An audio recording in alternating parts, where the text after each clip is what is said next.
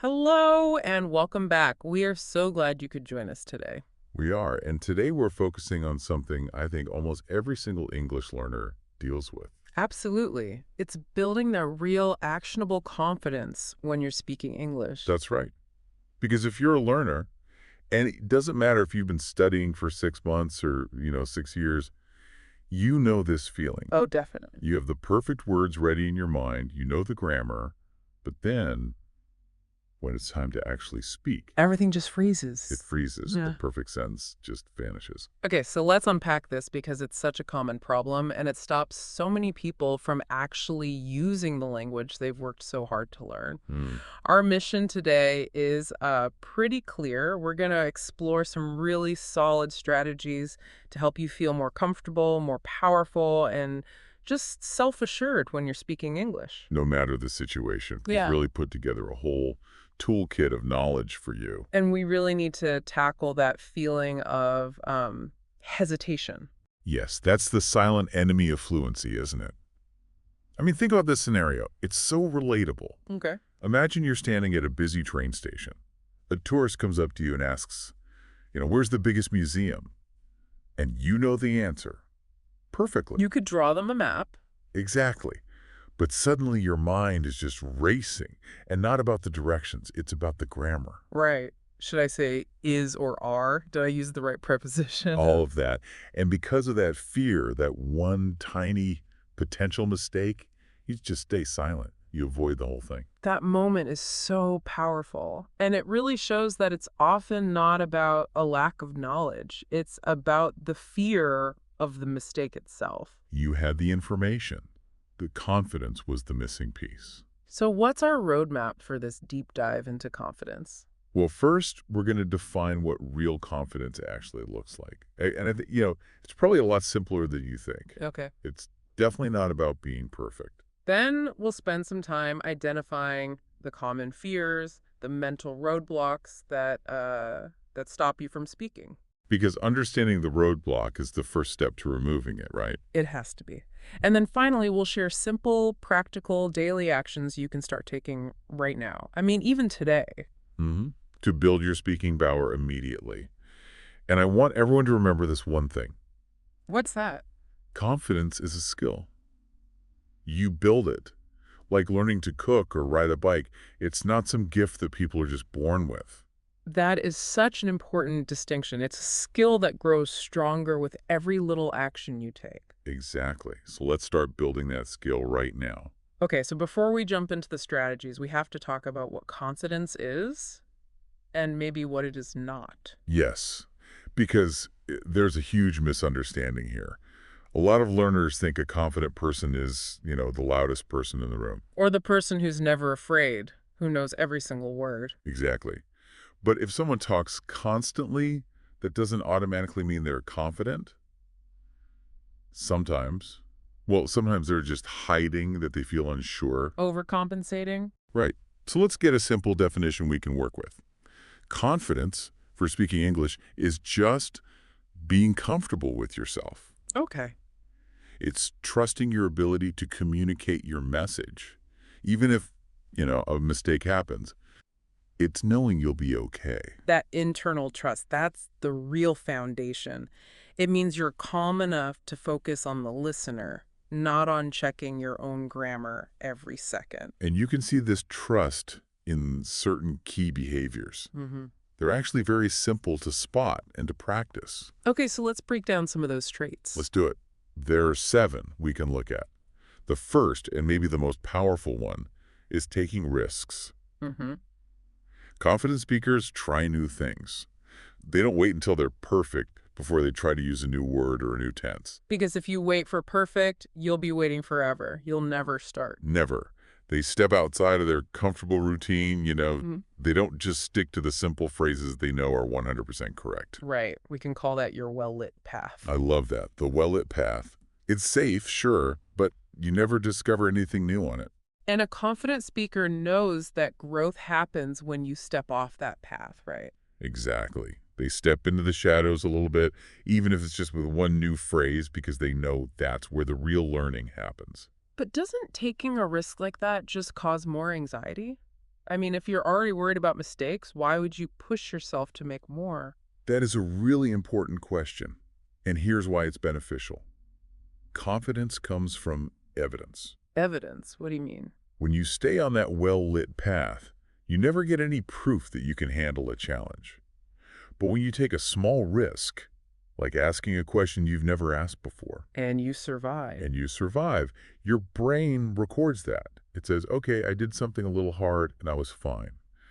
You start building up a library of successful experiences. So the short-term anxiety is actually worth the long-term gain in self-trust. It's the difference between just practicing a language and actually using it. Precisely. And that leads right into the second trait, resilience. The ability to bounce back quickly. If a confident speaker uses the wrong word, they don't get stuck in that feeling of embarrassment for the next hour. Oh, that's so hard, though. That feeling can just ruin your whole day. What do they do instead? Do they just ignore it? No, not at all. They see the mistake not as a failure, but as like a compass pointing to the next lesson. Compass. Okay, I like that.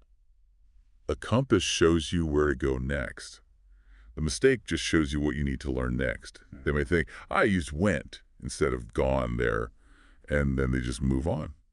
That shift in thinking is so hard for learners because culturally in school, mistakes are, they're bad. There's something to be ashamed of. That's a block we have to train away. If you stop and think about every mistake, you spend all your brain energy on the past instead of communicating in the present. Right. Resilience is about saving that energy. Give yourself maybe 5 seconds to notice the mistake, and then bring your focus right back to the conversation. 5 seconds. That's a practical rule. I like that. Okay, what's next?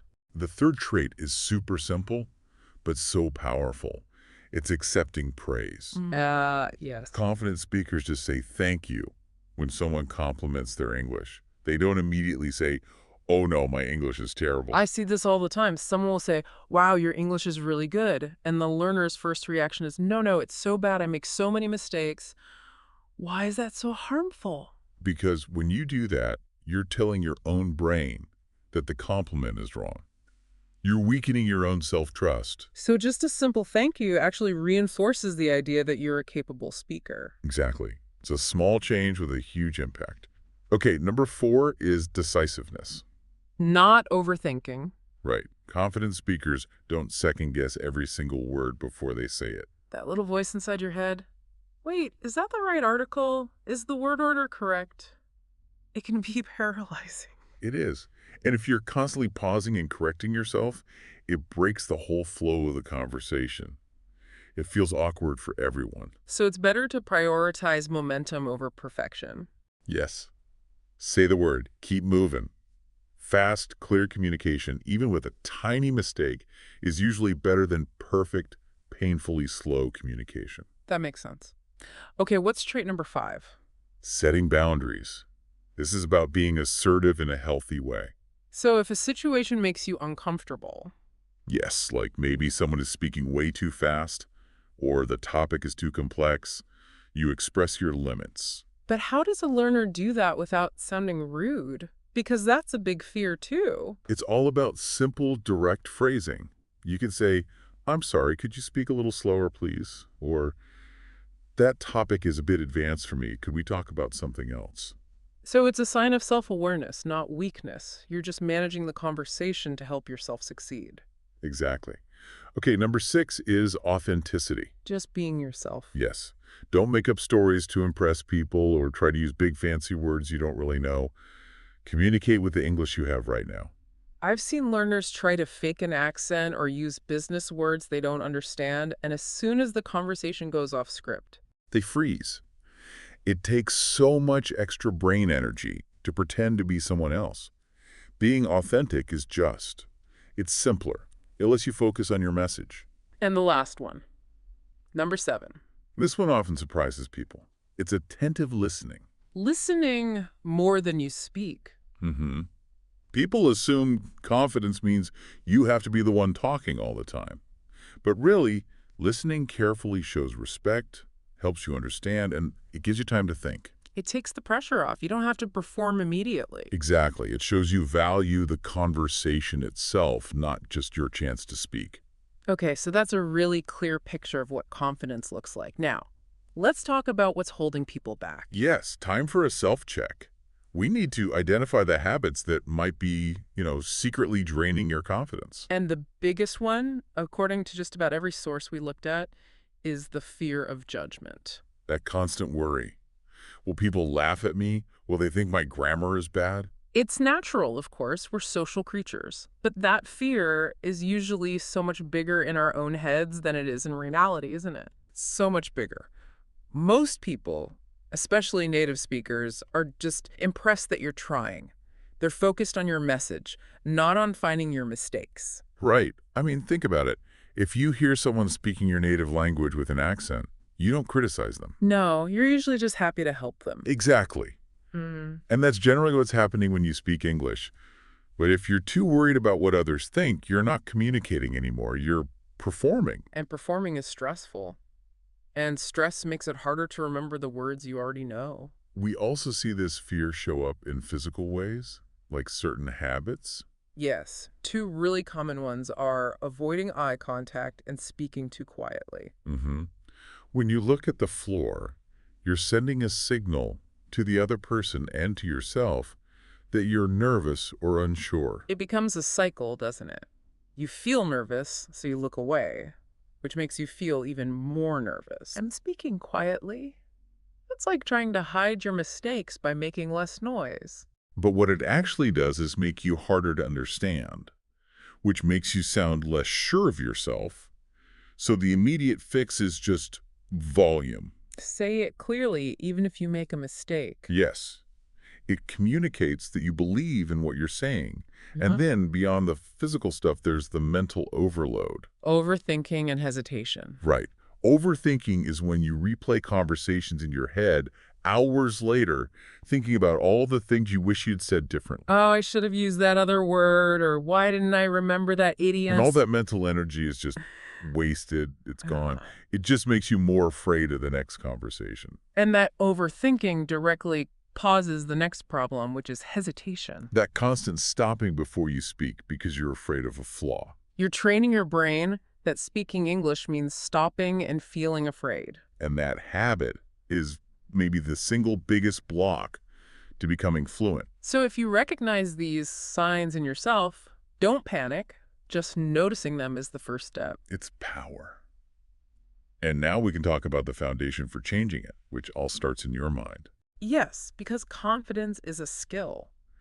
And like any skill, the internal work comes before the external results. It all starts with how you think about yourself and the learning process. And you can't just wait for the feeling of confidence to show up before you start speaking.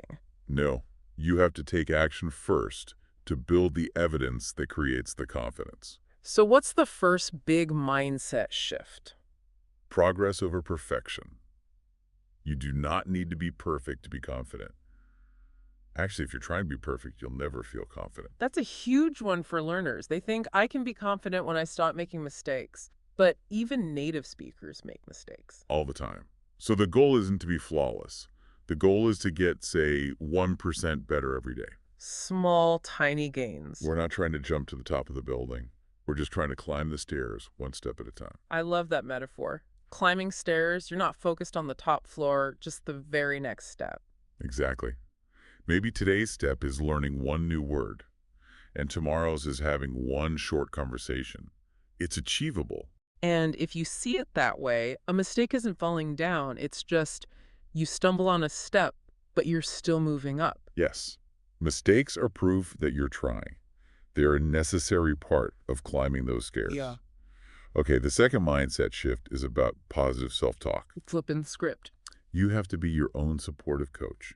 Be kind to yourself. It's amazing how mean our internal voices can be, isn't it? You'd never let a friend talk to you that way. Never. So you have to catch that negative thought. When your brain says, my English is bad, you have to actively change it. So instead of, my English is bad, you say, I am learning and improving every time I speak. Or instead of, I'm going to embarrass myself, you say, I am brave enough to try this. And this isn't just, wishful thinking. It actually changes your brain energy. If you tell Mhm. yourself you can't do it, you'll feel anxious. It's a signal to your body. So here's a really powerful, actionable tip. Okay. Every morning, stand in front of a mirror and say one positive sentence about your English out loud. Just one. Like, I can communicate clearly today. Yes. Or, I am a strong, improving English speaker. Say it. Look yourself in the eye. It sounds simple, but it really helps write that positive script in your mind. It's like a little bit of mental training every day. And the last mindset shift. Focus on your own race. Do not compare yourself to other learners. Oh, that's a trap. It's so easy to do. It is. But everyone has a different starting point, different amounts of time, different goals. It's not a fair comparison. The only person you should compare yourself to. Is the person you were yesterday. If you're even a tiny bit better today, you're winning. Focus on your own stairs. Exactly. Okay, so we've got the mindset. Now let's move from theory to action. This is the secret. This is the secret. You gain confidence by taking action first. You can't wait until you feel ready. Because that feeling of ready might never come. It usually comes after you've already done it a few times. The action creates the evidence, and the evidence creates the confidence. So how do we make sure that action happens? By starting small to build momentum. The goal isn't a 30-minute fluent conversation on day one. No. The goal is something tiny, something you know you can do, like ordering a coffee in English or sending one short text message. And when you do that successfully, it gives you a little boost. It does. It builds momentum. It's like, Yeah. imagine you have to paint a large wall. You don't start in the middle.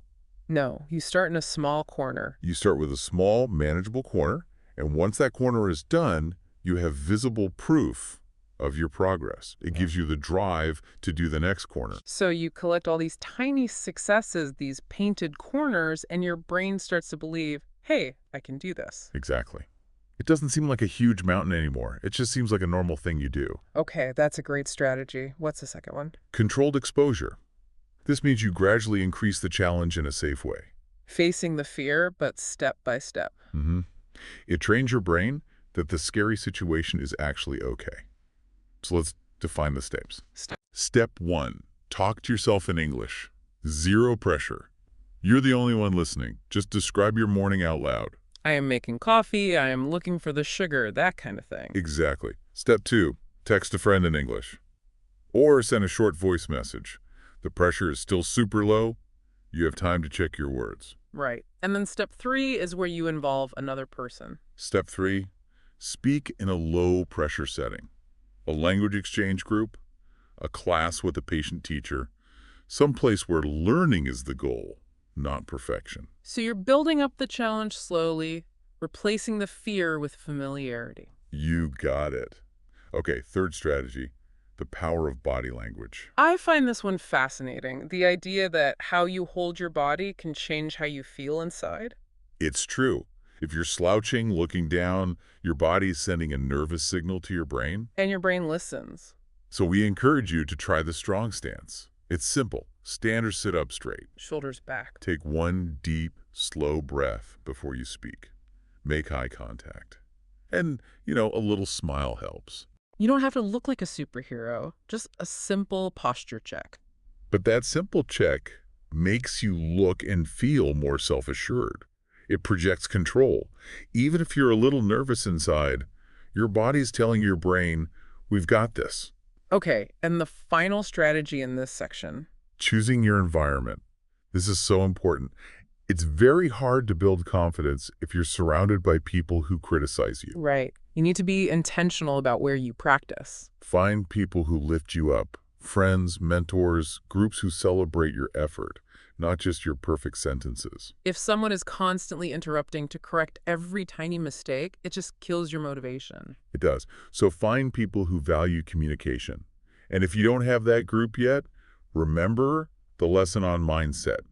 Be your own biggest cheerleader. Be selective about where you practice. I like that. Mm-hmm. Okay, so now we have these foundations. Let's talk about putting them to work in specific real-life situations. Let's do it. First up, the big one, talking to strangers or in public. Like ordering food or asking for directions. The rule here is simplicity, right? Absolute simplicity. Use the shortest, clearest sentence you can. Where's the library? Is 100 times better than a long, complicated question. Because you know that short sentence is correct, so you can say it without hesitation. And it's clear. The other person understands immediately. Now here's the other crucial part. Okay. You have to be willing to ask for help. If you don't understand their answer, don't just nod and pretend. That's a classic mistake. What are some simple phrases you can use? I'm sorry, can you say that again? Or could you please speak a little slower?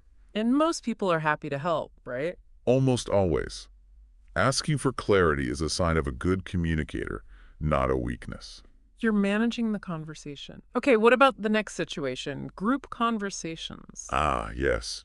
The fast-paced, high-pressure environment where everyone is talking at once. My first tip here would be listen first. Yes, 1,000%. You don't have to jump in right away. Just listen, observe, pick up on the vocabulary. And when you're ready to join, start small. Exactly. Use simple agreements. That's an interesting point. Or, I agree with that. It gets your voice into the conversation without a lot of pressure. And then there's a great technique we can use here. We call it the echo trick. This is one of my favorites. It works so well. So you repeat a little bit of what the last person said before you add your own idea. So if someone says, I think practicing every day is the best way to improve. You would say, I agree that practicing every day is really important, and I also think... It does two things. First, it buys your brain a second to think. And second, it makes you sound so natural and engaged. You're building on the conversation, not starting from scratch. Perfect. Okay. Finally, let's touch on formal situations. Yeah. Meetings, presentations, job interviews. The pressure is highest here. So preparation is everything. Practice answering questions out loud, not just in your head. Write down your key points. And when you're actually in the situation, focus on your pace. Yes. Speak slowly and clearly. When you rush, you sound nervous and you make more mistakes. Speaking slowly projects control. It makes sure people hear every word. And don't forget the strong stance. Yeah. Sit or stand up straight. Your posture tells everyone and yourself that you are in control. Okay, these are great in-the-moment strategies. But what about long-term growth? How do we make this confidence last? Through small, consistent daily habits. We're talking 10 or 15 minutes a day.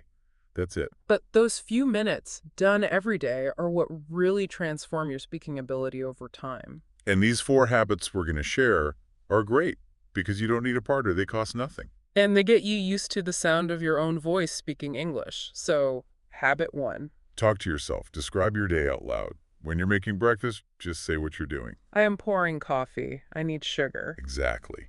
It trains your mouth and your brain to form sentences without any pressure at all. Okay.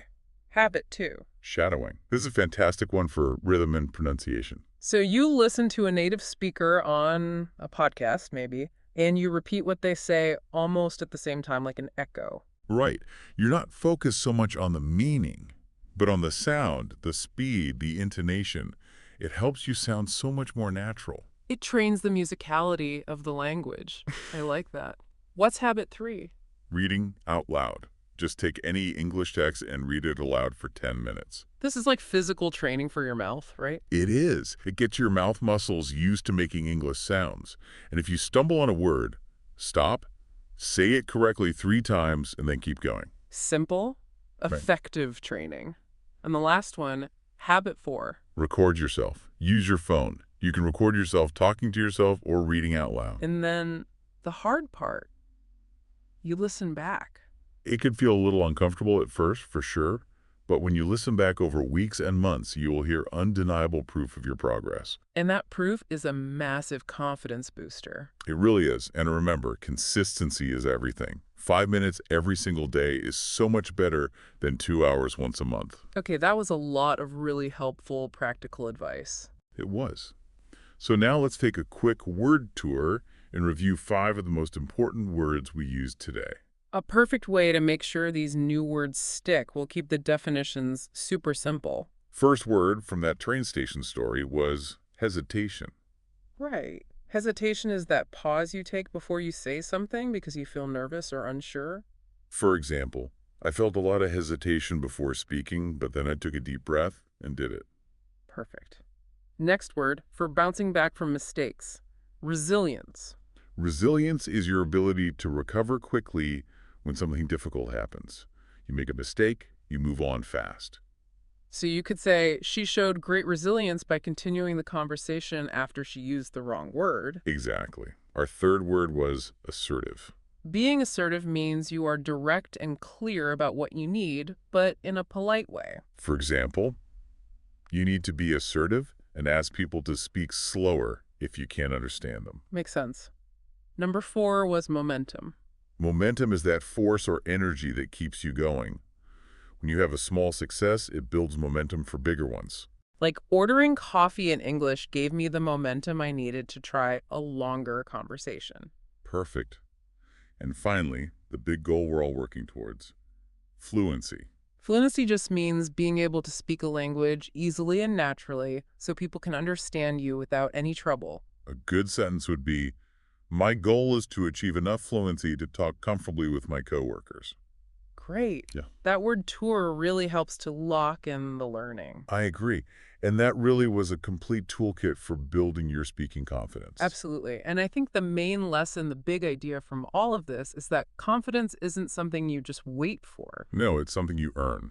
You earn it by trying, by learning, and by celebrating your progress every single day. Every great English speaker you admire today started out as a nervous beginner. They did. The only difference is they took consistent action. So our challenge to you is to take one tip from today. Maybe it's the idea of progress over perfection, or maybe it's the habit of shadowing. And just apply it immediately. Don't wait for the perfect moment. The perfect moment to start speaking is right now. Take that strong stance, say one positive sentence to yourself, and then just take action. And before we go, we have one final request. We love hearing about your journey. We really do. And we want you to put this learning into practice right now by thinking about what we discussed. So, based on today's deep dive, commit to one new thing. Which strategy are you going to use first this week? The strong stance, the echo trick. What is the one word or lesson you learned today? Write it in the comments below. Let us know which tip you're going to try first and why that one feels right for you. Keep practicing, keep learning, keep climbing those stairs. Every time you speak, you're getting stronger. Thank you so much for joining us today for this exploration of confidence. We will see you next time.